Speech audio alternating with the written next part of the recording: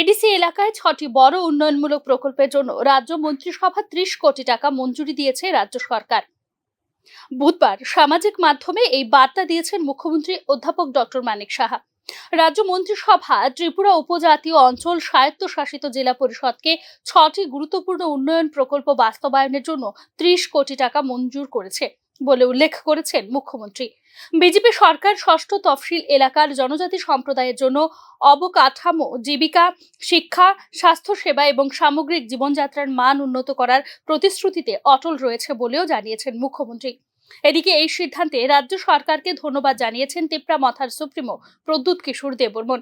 গত 4 মার্চ তিপ্রাসা চুক্তি স্বাক্ষরের পর প্রথম ধাপের তহবিল TTAADC-তে বরাদ্দ করা হয়েছে।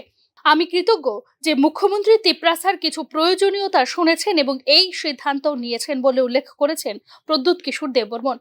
উন্নয়ন তহবিল ছাড়া এডিসি পরিচালনা করা কঠিন, তাই কেন্দ্রের কাছে অনুরোধ উপজাতীয় এলাকায় কিছু তহবিল দেওয়ার জন্য। বন্যায় রাজ্যে প্রচুর ক্ষয়ক্ষতি হয়েছে এবং রাজ্য সরকার এবং এডিসি উভয়ই লড়াই করছে। কেন্দ্রীয় সরকারের উচিত ত্রিপুরাকে বিশেষ মর্যাদা দেওয়া এবং এডিসি এবং নন এডিসি উভয় এলাকার জন্য অর্থ বরাদ্দ করা বলেও মন্তব্য করেছেন Pradyot Kishore Debbarma. Bureau report, news নাও।